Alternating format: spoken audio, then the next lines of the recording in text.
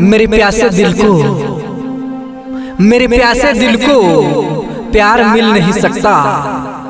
मेरे प्यासे दिल को प्यार मिल नहीं सकता। लाख बहार आए गुल ए दिल खिल नहीं सकता। दे गए वो कुछ इस तरह मोहब्बत के जख्म, दे गए वो कुछ इस कदर मोहब्बत के जख्म। करूँ कोशिश कितनी भी भर नहीं सकता। दुआ करता हूँ, दुआ करता हूँ कि उनसे मुलाकात हो जाए। दुआ करता हूँ कि उनसे मुलाकात हो जाए। मुलाकात हो दिल के ख्यालों की बात हो जाए। मेरी जिंदगी हो गई है वीरानी तमन्नों से, मेरी जिंदगी हो गई है वीरानी तमन्नाओं से। वो जो आए तो चांदनी रात हो जाए।